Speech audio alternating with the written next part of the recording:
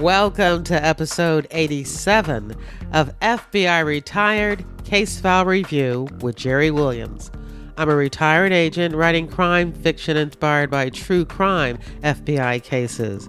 Today we get to speak to retired agent Bill Ouseley, who served 25 years with the FBI. He spent 21 of those years investigating organized crime and retired as the supervisor of the organized crime squad in the Kansas City FBI Field Division. In this episode, Bill Ouseley, along with retired Kansas City detective Gary Jenkins, reviews the history of the Kansas City mob and the reign of mob boss Nick Civella, who ran the Kansas City mob for 30 years. Bill Ouseley was involved in numerous prosecutions of mob figures and is exceptionally knowledgeable about syndicated crime.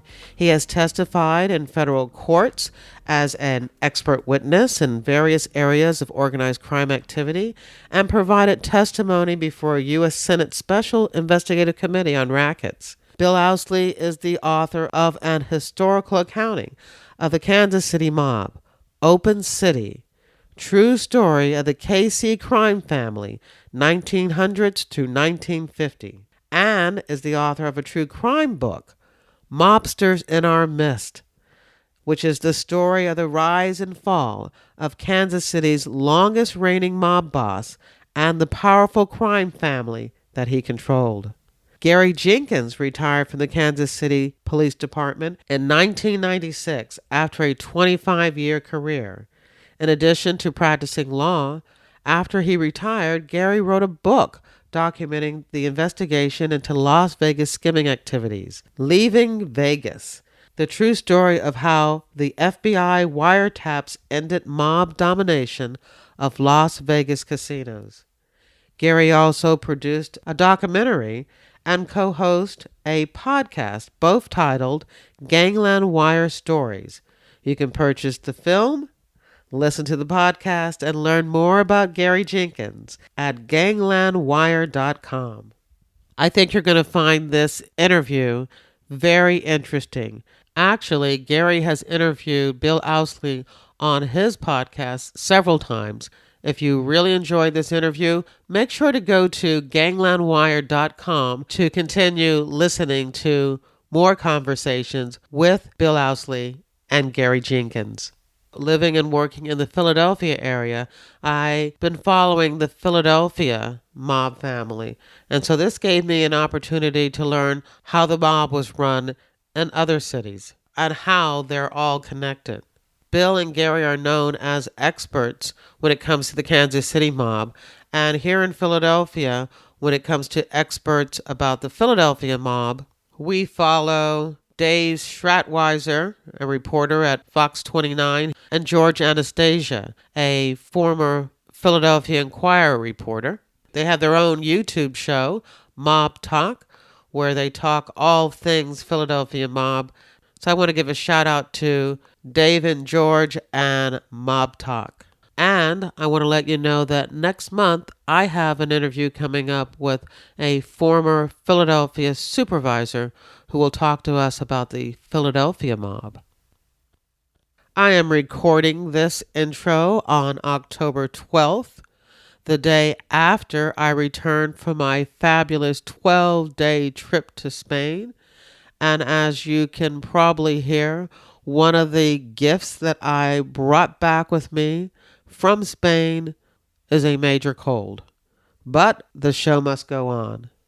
To read about my trip and to view some of the photos, please check out my October FBI Retired Reader Team monthly email.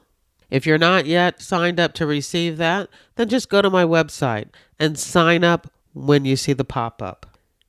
One of the things I learned during my trip was that I was not the first famous author, who visited that Costa del Sol region of Spain. Ernest Hemingway used to live part-time and was inspired by the beauty of the region. I was also inspired and am excited to let you know that I'm back at the keyboard working on my second novel, Greedy Givers. In the meantime, you can still pick up a copy of Pay to Play, my FBI crime thriller. When you pick up a copy of Pay to Play for yourself or as a gift for someone you know loves crime fiction, you're helping to defray the cost of me continuing to produce ad-free content on a weekly basis. So, thank you. Now here's the show. I'm excited to introduce my guest today. I have not one but two experts on the Kansas City mob. With me today is Bill Ouseley, retired agent from Kansas City, and he is the author of two books, Mobsters in Our Midst and Open City, the true story of the Kansas City crime family from 1900 to 1950. And also with me is his colleague, retired Kansas City detective, Gary Jenkins, who is also an author of a book, Leaving Vegas, the true story of how the FBI wiretaps ended mob domination of Las Vegas Casino. And Gary is also a fellow podcaster. He is the co-host of a podcast titled Gangland Wire Crime Stories. Hi, guys. Good morning. Hi, Gary. So, I know about the Philadelphia mob, and I hear a lot about the New York mob, but I really don't know a lot about Kansas City mob, and I don't think everybody listening is aware of what they're about. Who's going to be able to give me just a really quick overview of the Kansas City mob and how they relate to New York and Philly? Well, Gary, I think I'll pick up the ball there as since I've done an awful lot of research in the historical area of the development of the Kansas City mob, but and I might mention that if you're familiar with Philadelphia, New York, Boston, Cleveland, their beginnings you'll find mirror each family, maybe somewhat different in how they started, but they all came together in the 1930s to become the national syndicate called La Cosa Nostra. But very briefly, the beginnings were at the turn of the century, in 1900, at least in Kansas City, and this is in most places. The Sicilians and Southern Italians made up most of the immigrant population. They settled in Little Italys, trying to duplicate what they knew from home. Most were hardworking and God-fearing people, but amongst them were the ne'er-do-wells and members or associates of the secret families, the Mafia, the Camorra, the 'Ndrangheta from the old country, and some of them knew nothing but to ply their old trade. And that was called the Black Hand era. They mainly were extortionists preying on their own kind, small fish in a big city. But Prohibition put them on the map. They became more organized, businesslike. They grew in stature, made millions of dollars.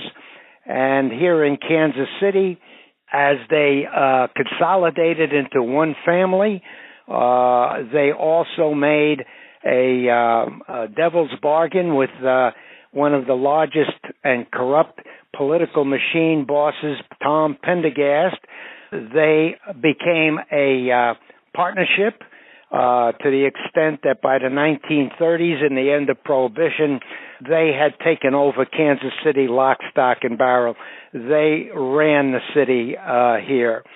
The mob continued to grow, and as Pendergast faded, their power increased.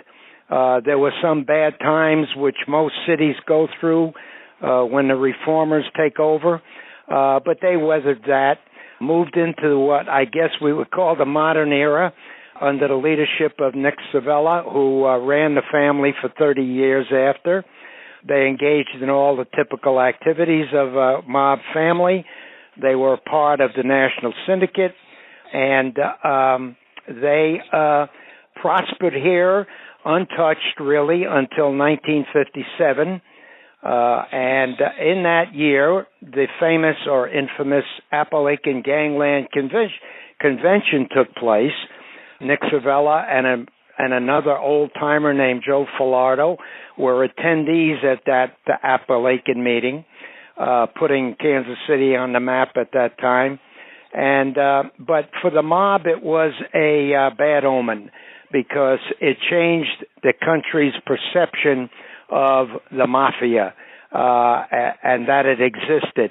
And J. Edgar Hoover, who was vilified over the years, was immediately put in place the top hoodlum program.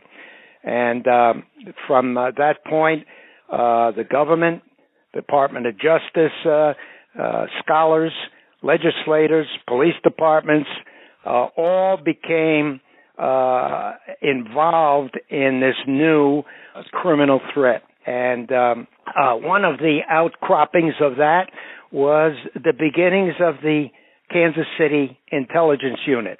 And I think that'd be a good spot for Gary to jump in and talk a little bit about how that all went. Yeah, thanks, Bill. As you know, we had a police chief named Clarence Kelly, and Clarence Kelly was a retired FBI agent. Clarence Kelly grew up in Kansas City and had spent, I don't know how long he was an agent, and probably, I think he went on to be maybe a SAC of office. Yeah.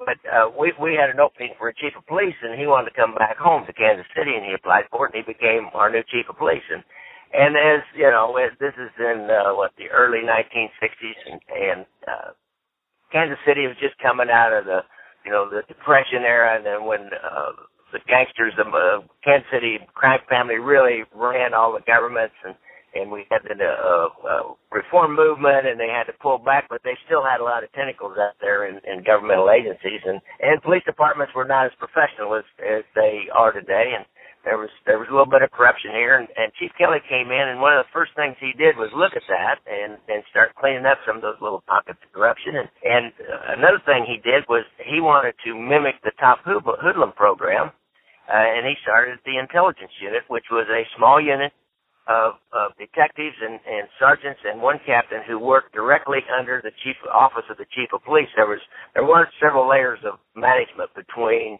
our sergeants and captain and the chief. They would go meet with him directly quite often, and he would give us personal direction many times, and they were hand-picked people. They went back and looked at, asked around and made sure these were people who knew how to keep their mouths shut and did not have any connections with the local crime family. And so they started from that, and one of the early stories, they didn't know anything particularly about organized crime unless they were kind of part of it or on the periphery of it, and they weren't going to be part of the intelligence unit then. For example, some of our two early guys, Ray Kenny and Jimmy Doolin, were out watching down in what Bill referred to as Little Italy, watching a social club. They were watching a social club, and all the men were standing out front, smoking and joking, as we say, and going in and out and having these little private conversations. And this little old guy came up behind him, and I can't mimic the Italian accent or the broken English, but he said, "What are you doing? You're watching those mobsters down there?" And they said, "Well, yeah, we are." And he said, "Let me help you out." He said, "You know who any of them are?" And Ray said, "Well, not really, and particularly maybe a couple of them." And so he started pointing out who was who and kind of what their position was and what was known in the community about them, and is what somebody who grew up and lived in that community would know about them. And so they were able to, write down people and a little bit about their criminal behavior and their place in the hierarchy, and go back and back then we put everything on 3x5 cards, of course, and that was the start of the Kansas City Police Intelligence Unit. And when the FBI and agents like Bill Ouseley come in from out of town, then they would come to our unit, and because we were known to be trustworthy, we'd been formed and specially selected by a former FBI agent, and so they could come in and get a street, kind of more of a street level view of what was going on, because the Kansas City police officers in that unit maybe lived in the neighborhood or close by, or grew up, went to high school with different people who then were somehow peripherally connected, and And so that started this relationship back then that continues today. Now, prior to Clarence Kelly coming in, I take it that when you talked about pockets of corruption, that is how the Kansas City mob was able to thrive. How bad was it? How bad was the connection between Nick Civella and leaders of the police department? I mean, how was he able to get away with what he did? Well, one of the main asset or power points of the mob is political activity. I think that sets them aside from all other organizations, and this stems back to their roots in Sicily, where they were a political entity, really. So they had always been heavily involved. At one point, John Lazia, the boss, actually occupied the chief of police office and took part in hiring and policy. The inroads made then lasted into those early years when Clarence Kelly came in. There was some still bad apples. Their political activity continued to the point where in the 1950s, the boss, Charles Bonaggio, would be described in the papers as a political activist, not a mob boss. That's how entrenched the political entities, or they were, into the political entities. And then Nick just continued that tradition. He actually sat on a board, an informal board, that included Roy Williams, a Teamster official who would later be a tremendous asset for Nick when he intimidated him into becoming his puppet. But anyway, he sat on a committee to decide which of the Democratic faction leaders would be most likely to win, and then tried to get the factions to come together and support those people.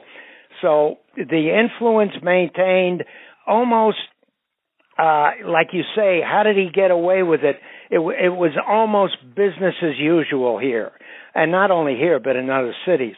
It was almost accepted, and of course there were those who protected the mob in their activities. These would include politicians, and so it was just part and parcel of Nick's bag of tricks. All right, so now that you've set the scene, why don't we start talking about this particular case? With Clarence Kelly working with the Kansas City Police Department side, what's the FBI doing to stop this power base that the Kansas City mob has? Well, briefly, the program, the organized crime program, developed slowly because in the beginning there was a learning process, plus the fact there were no real organized crime statutes that gave us a lot of potential. Most of them were gambling. So we made some gambling cases here or there. The turning point came in 1969 when the Title III wiretap statute was passed.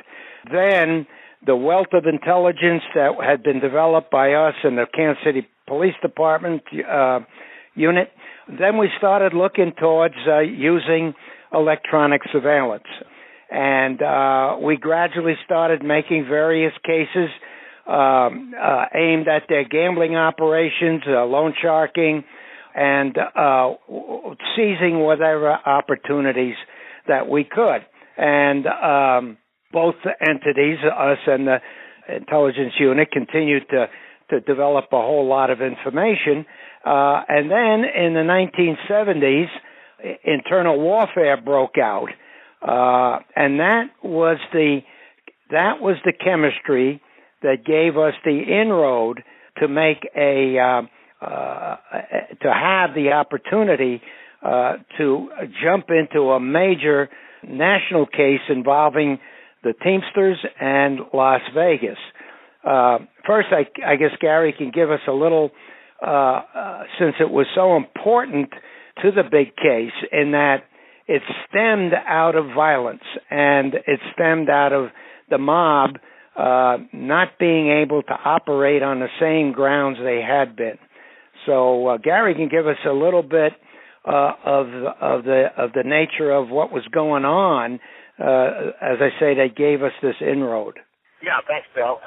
Jerry, the local policemen are like out on the streets every day and watch different little things develop in the city. And in the early 70s, the downtown area was people were leaving downtown. Businesses were leaving. People were moving away from downtown out to the far out suburbs, and the business was really going down. And the downtown was almost looking like a ghost town. There was a guy named Marion Trizzolo who had a business around the city market, which is adjacent to downtown, like about 4 or 5 blocks, 6 blocks from the middle of downtown and all the government buildings and the department stores and all that. And he liked architecture, and he saw all these beautiful old turn of the century and pre-1900 buildings just going to waste and deteriorating. They were all brick and had great wood, and he bought up several of those, and he got minimum wage people to come in, a lot of homeless people down there anyhow, and he hired those guys off the street and other people, and he basically cleaned them up, stripped the floors, exposed the wood, the brick, and created a lot of little shops where artists could move into, run it inexpensively, have galleries and studio space, and then small restaurants moved in and got liquor licenses and jewelry stores, a couple of little jewelry stores, and it was a real art scene and became slowly but surely an entertainment district. Well, the mob guys always felt a proprietary interest over anything in and around the city market, and one mob guy in particular, Willie Campesano, had a guy who was named David Bonadonna, who was one of his guys in his crew. Willie ran crews, and he oversaw fencing activities, and he was more of a street guy and more of a violent man as opposed to Nick Civella, who was much more sophisticated and as Bill talked about, could rub elbows with politicians and high-level teamsters and put kind of a smooth veneer over everything. Well, Willie was your street guy, and he was much feared. And David Bonadonna's son was a square shooter, and he was not involved with anything, and he opened up a nice restaurant and bar in this River Key area right next to the city market, and the Calasanos, they had some friends and associates who had strip clubs, and they wanted to, because of some urban remodeling, they were being forced off of a particular strip that they were on further downtown, and they all wanted to move to the River Key because that's where the action was. That's where all the people were coming to, and Freddie Bonadonna was integral in the businessmen's neighborhood association, and he knew that they did not want these guys opening clubs down there. It would harm business and it would hurt the area, and it was a real family-oriented place. And so Freddie started resisting their efforts through some contacts he had with city and city liquor control and a man on the city council, and they were making it hard for him to get liquor licenses and resisting their efforts. And Willie called his dad in and called David in and said, you got to get Freddie on board here. Freddie has got to quit resisting this. He's got to introduce these people in as people who are okay and help them get liquor licenses. And Freddie wouldn't do it. He acted like he would do it, but then that was probably the worst thing he could have done was say, oh yeah, I'll help him out, and then not do it, and then kind of under the cover, so to speak, or under the radar, sub rosa, he resisted him, said, hey, don't let this guy have a liquor license. And David, Willie called David back over to his little headquarters. It was a garage over on the east side, and David drove in with a green Mustang with a stick shift, and somebody drove that green Mustang back out of that garage who didn't know how to drive a stick shift, and about 3 days later they find David's body in the trunk of that car. So Freddie knows that the gloves are off, and he's starting to lay low, and there was another killing at the same time which I don't know if anybody knows exactly why, but it was a close associate of Civella, and it was in Civella's neighborhood. Civella immediately, the Civella faction knew who did it, and at the guy's, that was a guy named Johnny Green, and at that guy's wake, they found out one of the hitmen on that deal was in a club in Midtown Kansas City, and they had a crew already ready, and they ran out to the club, guns blazing, as this is the first of these, it's first one of these that's happened in years, go right into a club, have a couple people hold all the other people at gunpoint while they kill somebody, run out and throw the guns away and run off. And so this starting this cycle of violence that we're all starting to see and take these reports, and murder is a pretty psychologically heavy crime, and so people are starting to talk a little bit, but nobody really wants to get involved. And law enforcement is really gearing up. Our unit was geared up to get on this, and the FBI, one squad, or the organized crime squad, is gearing up and focusing all their energy on this mob war, when another little mob war seems to break out, the Sparrow brothers, and they have another shooting kind of like that. So, Bill, I'll let you kind of take it up from there. Yeah, so you get a picture of what was going on: bombings, killings, people stalking each other in the streets, and no one knew who might get hurt, because now they were cowboying these murders. And we had an informant after a particularly brutal assault on the Sparrows, killing one brother, wounding another, and leaving Carl Sparrow paralyzed. After that assault, which really got the city in an uproar, our informant says, that's not all. That's not all. There are other people. And based on that, we start putting together all our informant information, observations from the intelligence unit, looking at everything, and what our source says, they're meeting at a restaurant on the east side in sort of an Italian neighborhood, the restaurant owned by a bookmaker, and that's where they meet and talk. So we get enough information together for an affidavit and a Title III application, and we are granted the permission to put a microphone in this restaurant at a back table where they meet. Well, it wasn't too successful in the sense of information about the murders, but one magical night, the acting boss and the street boss get together, and they start discussing a developing situation in Las Vegas. Well, we determined it was Las Vegas. Most of the conversation was in coded names, coded places, and what have you, but we were able to figure that out.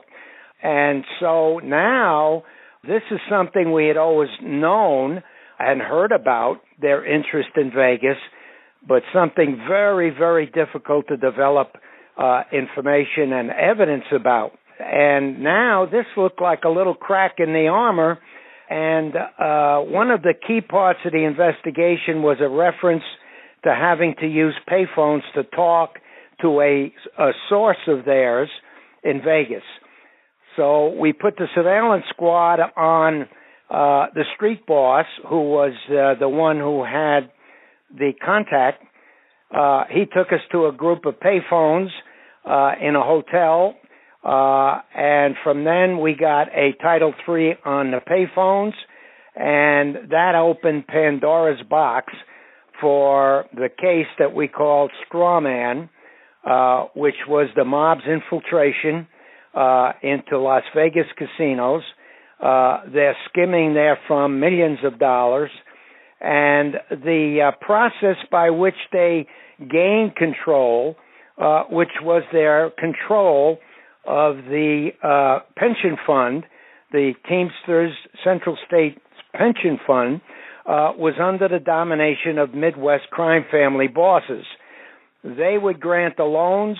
If you got a loan, you then had to kick back money and give up the control of the casino to mobsters and their people, their functionaries, who stole the money. Brought it back to Kansas City and Chicago. It was split up amongst these families, and this was the nexus of their ability to control Vegas casinos and steal the money. The case went on for about 18 months, and on Valentine's Day on 1979, the case was brought down. Search warrants throughout the city, and one sidelight, which is very interesting, is the street boss that I referred to violated every La Cosa Nostra protocol that you could think of, and that is he kept records. He kept voluminous records of everything that he did, where he went, what the meeting was about, how much money was given to Kansas City to bring back as their share, how much of what Kansas City was taking from Las Vegas they brought to Chicago, and it was a motherlode of information, highly unexpected, and as I say, a violation of La Cosa Nostra protocol. So that's a brief overview of the case. Maybe, I don't know, Gary has something to add. Before we move on, I got to backtrack. I'm really fascinated about all of this wealth of information you found, that normally wouldn't be written down. But before we talk more about that, I want to backtrack a bit because I know everybody is very curious as to how you were able to get those microphones into a club that is frequented by the Kansas City mob. I mean, how does that happen? Well, it's a topic, as you know, Jerry, we don't,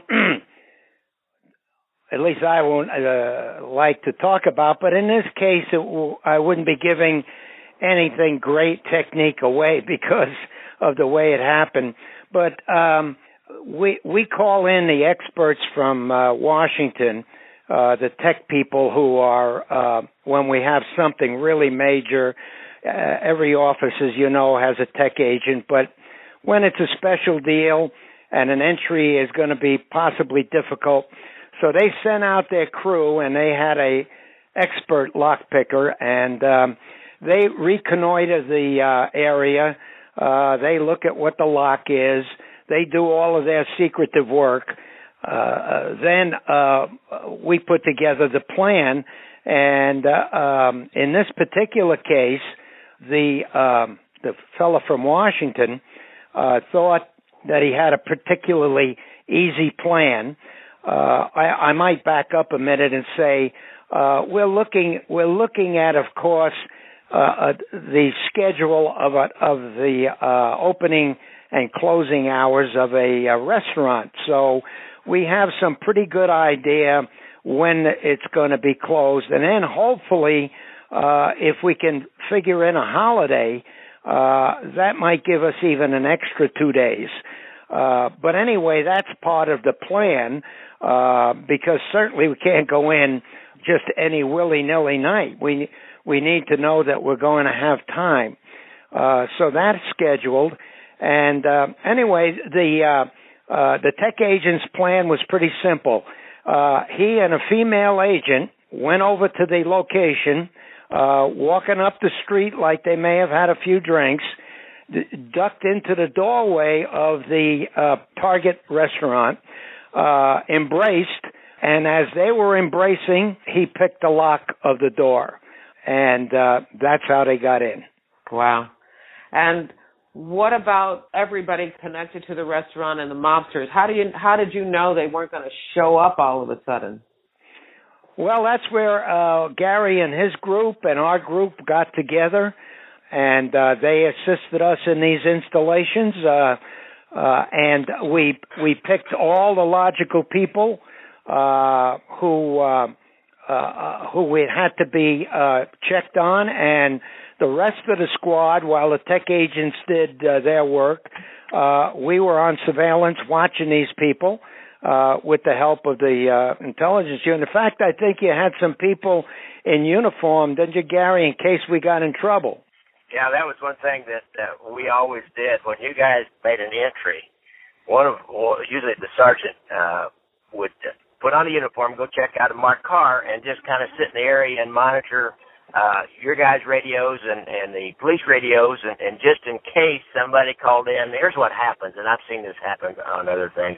Somebody will call in a prowler call, and because they happen to see that agent or somebody going in that business real late at night.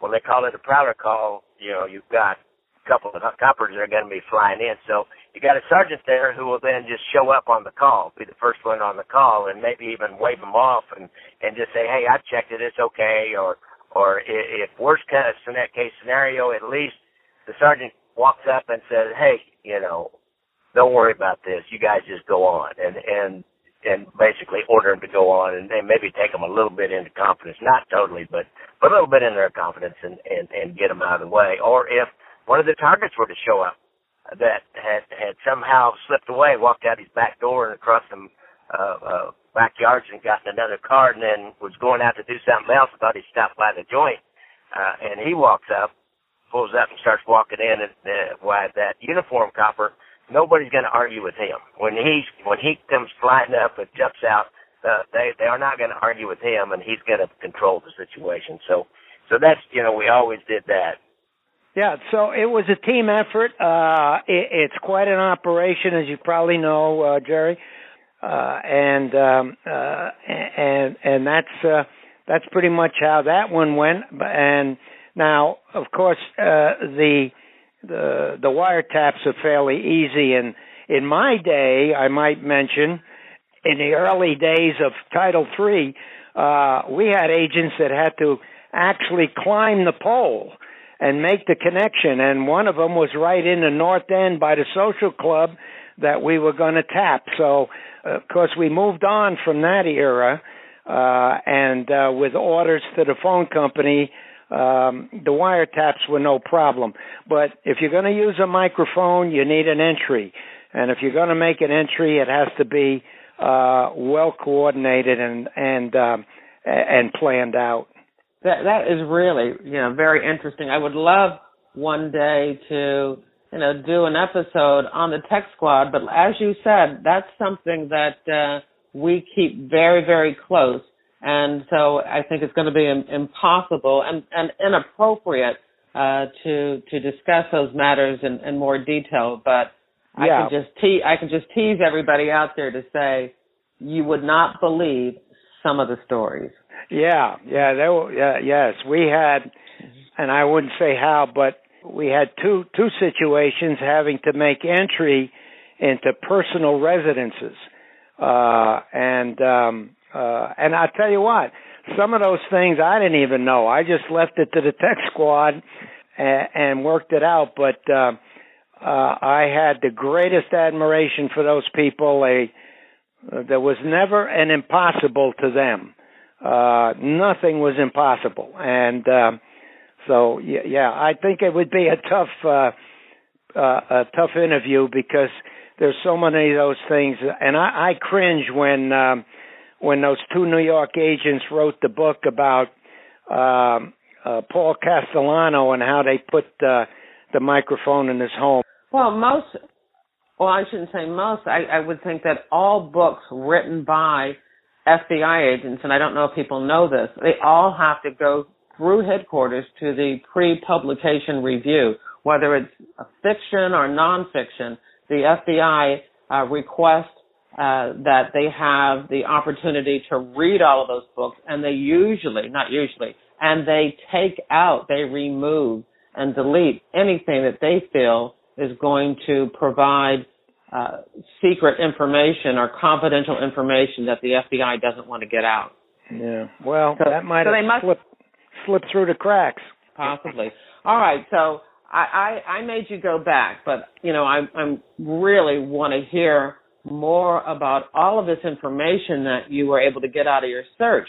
Would you say that after you got that search information, the rest of the case was easy? Well, from a prosecution standpoint, we had, because of the extensive Title III operation, which I might mention, leapfrog from the hotel telephones to personal telephones of major mobsters here, to meeting places that they used, hotel rooms. One installation would give us leads to the next one. And so there was a wealth of information put together. Not only that, but Chicago and Las Vegas had Title IIIs going that all contributed to the big picture. So, we would have been able to prosecute the case anyway. But DeLuna's notes was the cream puff. I mean, that put so much of it together. It put the human touch on so much of what was discussed, because here were records of the very things that were discussed often in codes. For example, they might say, we're going to have a package coming through the courier of skim money on Wednesday. Then we had DeLuna's record showing how much and who he distributed the money to in the local mob here, who got what percentage. So it even helped us locally in that regard. So it was a tremendous piece of evidence, but the case by that time had grown to the point we would have gotten substantial prosecutions. Did anybody cooperate? I'd have to say no. No, I mean, nobody did, and that has always startled me, but and has been a signature of the toughness of this group here in Kansas City, number one, that facing 30-year sentences, which is what the judge handed out, none of them cracked. And not a tribute, but in a sense it's a tribute to the stand-upishness of this organization, where around the country, bosses, underbosses, captains, and all were running to the FBI, couldn't get there fast enough to talk on their brothers, but we had none of that happen here. Wow.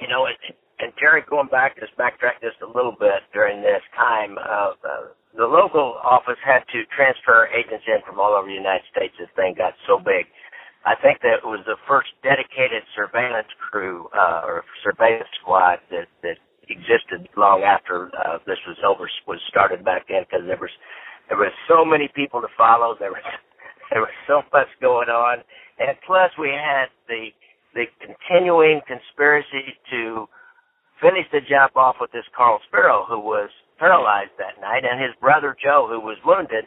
That war was still going on while they were gathering, listening to all these wiretaps and talking about Las Vegas and Chicago and Cleveland and Milwaukee, and trying to put all that together. And that's where I can remember coming in to work at night and my sergeant saying, Ouseley just called us and said, they've got word. Of course, that was from either a wire or a device somewhere. We've got word that Nick wants all this business taken care of before he gets out of prison, which was in a couple of months.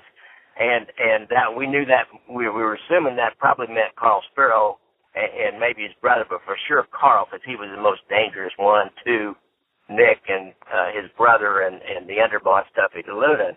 And so, our job then was to follow Carl Sparrow around and try to catch them, stalking him and prevent him from being murdered because they had gone to him. And of course, you go to these guys and they say, that's okay. I can take care of myself. So that's what we were doing all this time. So it was a huge, immense, complex investigation out of this Kansas City office, and I don't know how they kept he and Bill and Gary Hart, their supervisor, and then Mike DeFeo, the U.S. attorney, started it, and then David Helfrey finished it off, but I don't know how they kept all those balls in the air, but it was amazing. That is really fascinating because you're right, Bill. The reason that Philadelphia and New York mafia families, have diminished in power is because of all the betrayals. All the people who decided to cooperate. I don't know if that's something that I necessarily look at and admire the Kansas City mob families for, but it definitely is a distinction between them and the other mob families. Yes, you're right. I mean, it isn't, maybe tribute wasn't the right word, but it's indicative. It's indicative of a small, close-knit organization that were welded to the old mafia traditions. They were not going to break those traditions. They all stood up, and we were hoping for a break. There were 1,000 questions we would have had liked answered, but unfortunately for us and for the FBI, we just they just were not going to break. So how many people in all were convicted and sentenced to jail? Oh, boy. Well, the case ended up broken down into two segments. The first was the Tropicana, what we call the Tropicana case. And as a sidelight, let me mention the benefit of being a mafia boss. The infiltration of the Tropicana was done differently than the traditional use of pension fund loans. In this particular case, a former Kansas City resident who had ties here became involved in the Tropicana, and which was financially troubled. And he knew Nick Civella, he knew the Kansas City mob, and he knew Nick Civella had the in at the Teamster pension fund. And he figured if he could salvage the Tropicana by getting a Teamster pension fund, he could infiltrate it. And so he took the whole package and dumped it in Nick's lap. Just came to Kansas City and said, if you get us a loan, you'll have the Tropicana. So it's a benefit to be a boss. When you asked, what do they do? Sometimes they sit back and wait for a plum to be dropped into their lap. So, but anyway, the Tropicana was the first trial, and we convicted all of the top Kansas City people: Carl Civella, Carl DeLuna, Charlie Maratino. I could go down a list of names. The top people here, 4 or 5 or 6 functionaries who ran the casinos in Vegas. Then the big case was called the Argent case, and that involved the Stardust Hotel, which was operated by a guy named Glick under the corporate name Argent. It included the Stardust, the Fremont, the Hacienda, and the Marina. Those were all his hotels. They were all being skimmed. In that case, we ended up prosecuting Frank Ballesteri, the boss of Milwaukee, Joe Iuppa, the boss of Chicago, Jackie Cerrone, the underboss, the one of the top Jewish figures in Cleveland, who was a in-law of the boss there. All of our people, once again, skim couriers, the guys who brought the money in, one from Chicago and a guy from Kansas City. I don't know, there must have been 18 or 20 in all, maybe more. So did you work your way out of a job? No, well, it was the demise of the family here. They went on for a while, continued to operate, but they had lost everything that made them what they were. They didn't have the domination of the bookmaking. They didn't have the domination of politics. They didn't have the Teamsters. These were all things that made Civella an important figure nationally, as we finally figured out. Without that, they were reduced to a street gang almost, and eventually just faded away. Top people died, some were killed, and I guess that's how you'd say it. They faded away, and today there's, as far as I know, not very much going on. So we're coming to the end of this, and I do want to make sure that you both have an opportunity to, have the last word. So I'm going to give Gary the last word first. Sure. If you could sum up your work on the Kansas City mob, what would you like to say? Well, it was probably one of the most exciting and fulfilling times of my career. I spent a total of, I think, 13 years of my 25 years working in the intelligence unit and primarily working on organized crime. I learned a lot, and it served me well, and really the rest of my life. Since I've retired, I'm continuing to earn money off the mob. I made that documentary film, Gangland Wire. I wrote that book, and I've got my true crime podcast, Gangland Wire Crime Stories. So as a tip of the hat to old Nick Civella for helping to make me money. And Bill, what do you have to say? Yeah, I've told this story before. I think what sums up, certainly what Gary mentioned, I will ditto that. It was a great time. I feel fortunate to have been part of the Bureau in that era. They were something special to work on. But I think to sum up how I feel, or how the satisfaction of what we accomplished. When I came here as not a brand new agent, but as brand new to the organized crime program, and went out on the streets, there were areas of Kansas City where these mobsters were shoulder to shoulder, wall to wall. Bars were jam packed with their friends and their girlfriends and these guys, and they were living it up. They were up and down the streets. They were all over the place. You could find them anywhere. They had their spots. When I left, there was nobody on the street. And if they were to talk, they'd go out in the rain with an umbrella and walk in the park. So that dramatic turnaround was the indication, in my mind, of what we had accomplished.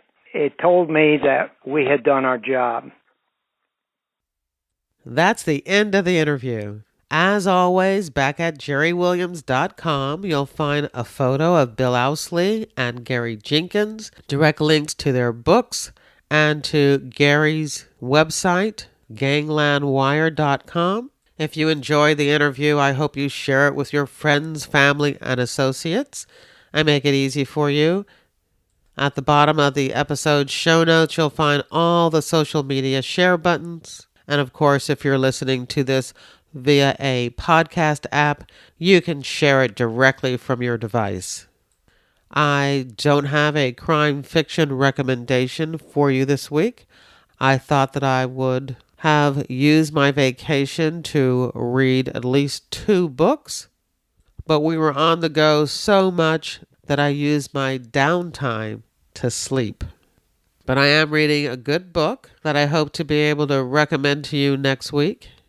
But in the meantime, if you're looking for a good book to read, please consider one of the books on my FBI reading resource. It's a list of all of the books, crime fiction, true crime, and memoirs written by the FBI agents interviewed on this podcast. You can get a copy of the FBI reading resource by signing up on my website for the FBI Retired Case File Review Reader Team. And don't forget, Pay to Play is now available as an audiobook. This episode was sponsored by FBIRetired.com, the only online directory made available to the general public featuring retired FBI agents and analysts interested in showcasing their skills to secure business opportunities. I want to thank you for listening, and I hope you come back again for another episode of FBI Retired Case File Review with Jerry Williams. Thank you.